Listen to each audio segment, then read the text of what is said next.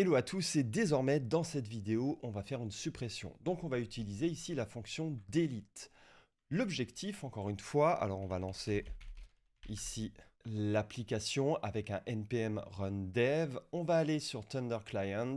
Et puis là, on voyait nos différentes requêtes. Donc on arrivait bien à récupérer quelque chose. On arrivait bien ici à poster quelque chose.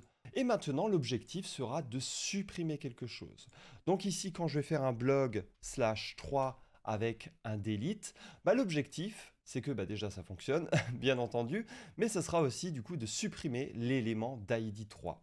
Et comment est-ce que l'on peut faire ça? Donc pour ce faire, on va revenir ici dans le fichier root.ts qui est dans le dossier ID, qui est dans le dossier blog, etc. Et puis là, on va faire un export async function delete. Encore une fois, on aura une requête ici. Et en fait, on peut copier-coller les éléments ici. Ça sera exactement la même chose. Et à partir de là, moi, je vais devoir trouver l'index dans le tableau de l'élément que je veux supprimer. Donc, il y a un élément, il aura un certain ID, il faut que j'arrive à trouver son index dans le tableau. Donc pour ce faire, on va en fait, encore une fois, faire un copier-coller de ça. C'est exactement la même chose.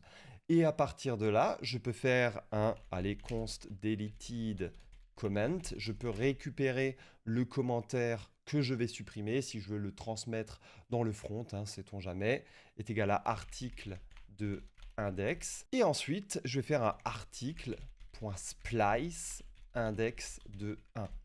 Donc là, je vais supprimer dans le tableau article, je vais supprimer ici un élément à partir de l'index. Et à partir de là, je peux faire un return response.json deleted comment.